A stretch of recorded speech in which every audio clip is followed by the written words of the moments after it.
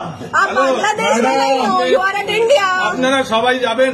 West Bengal is a part of India. You must be learning আপনারা বলুন, Hindi. আপনারা বাংলাদেশে নেই, হিন্দিতে কথা বলুন। কলকাতা মেট্রোয় দুই মহিলার বাক বিতণ্ডা ভাইরাল।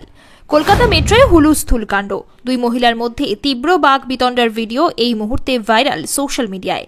শেয়ার হওয়ার কিছুক্ষণের মধ্যেই ভিডিওটির ভিউ পেরিয়েছে 85,000। ভিডিওতে দেখা যাচ্ছে মেট্রো রেলের কামরায় দুই মহিলা যাত্রী সাওয়ার করছেন। একজন হিন্দিভাষী, অন্যজন বাংলা।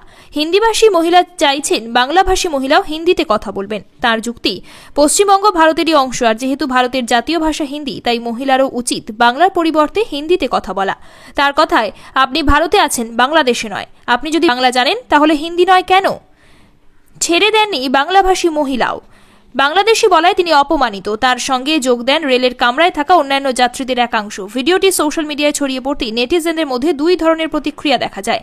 একাংশ সমর্থন করেন হিন্দিভাষী মহিলাকে। তাদের যুক্তি, গোটা দেশেই প্রকাশ্যে হিন্দি ভাষা ব্যবহার করা উচিত। অন্য এক পক্ষ বাংলাভাষী মহিলার সমর্থনে যুক্তি সাজান। তাদের মতে, কোনো ব্যক্তির ভাষা এবং পরিচয় নিয়ে এইভাবে মন্তব্য করা উচিত নয়।